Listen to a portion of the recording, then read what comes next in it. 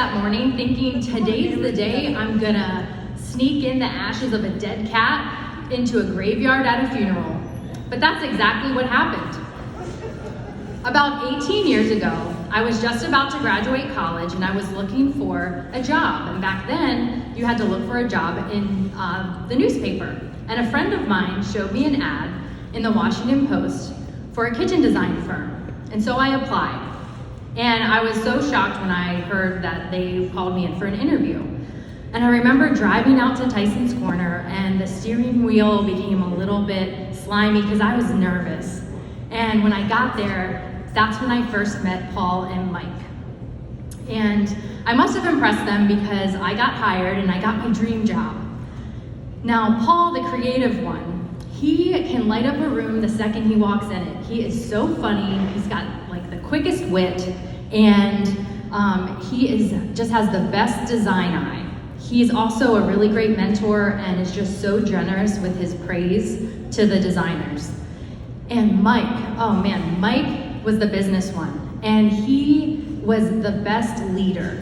He really kept us together as a team and could really, from a business sense, just keep things going. And he was also kind and compassionate. He would always remember, like if a client came in and shared a fact about their grandkid, he'd remember their name.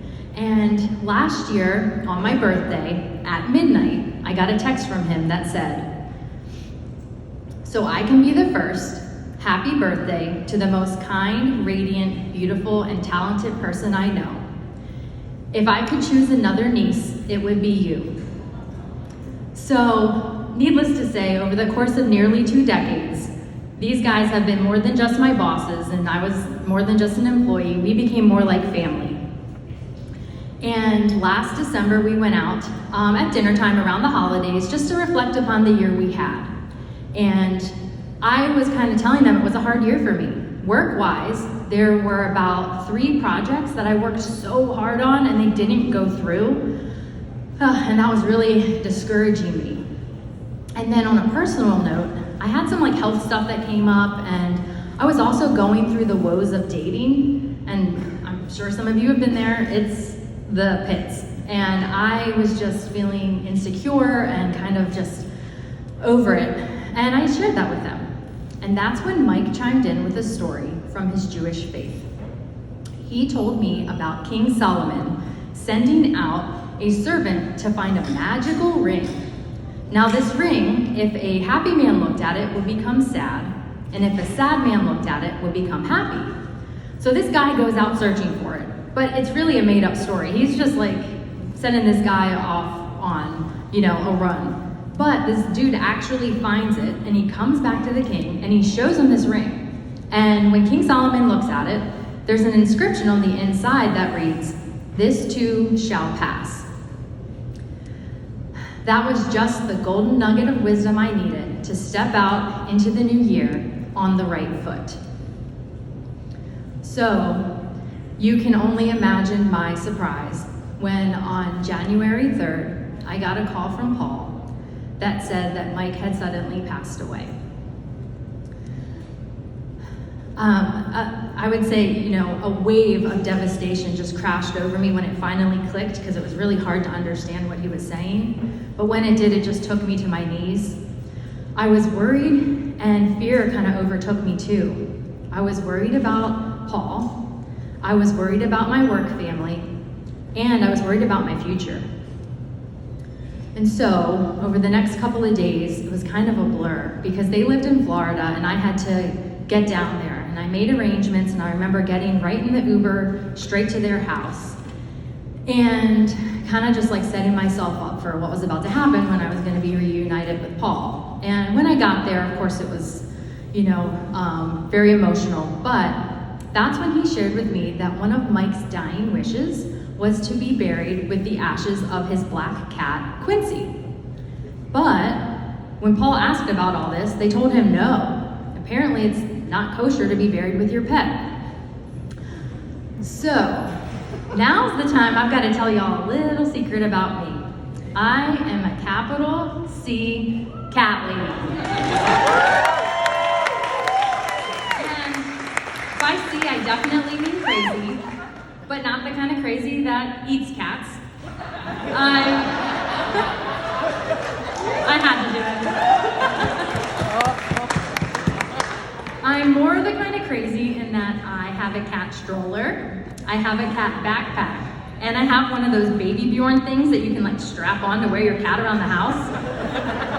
And I never crossed the threshold of having more than two. I had Walt and Tuck, and they were even special needs cats.